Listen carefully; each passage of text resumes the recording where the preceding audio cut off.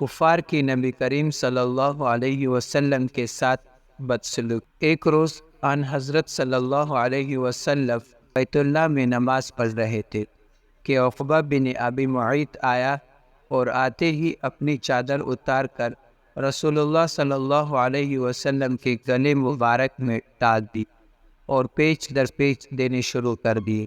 آپ صلی اللہ علیہ وسلم کا دم گھٹنے لگا۔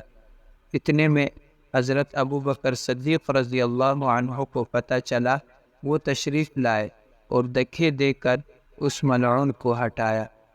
کفار نے آپ صلی اللہ علیہ وسلم کو طرح طرح کی تکلیفیں دی، کبھی جسم اطہر پر نجاستیں ڈالی، کبھی گلے میں پھندا ڈال کر کھینچا، گھر کے دروازے کے سامنے کانٹے بچھائے تاکہ صبح سویرے جب آپ یا آپ صلی اللہ علیہ وسلم کے بچے باہر نکلے تو کوئی کانٹا پاؤں میں چبھ جائے۔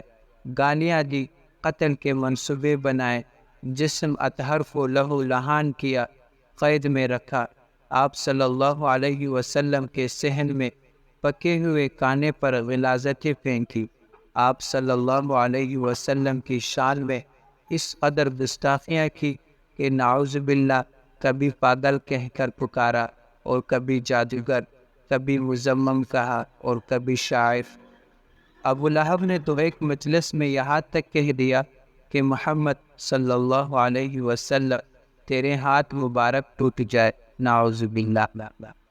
ناظرین، سرور کائنات حضرت محمد صلی اللہ علیہ وسلم پر کس قدر سختیاں کی گئی، صرف و صرف دین کی بنیاد پر۔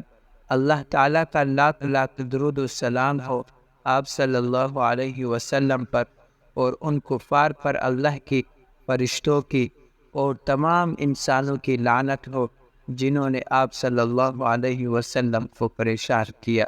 آمین یا رب العالمین۔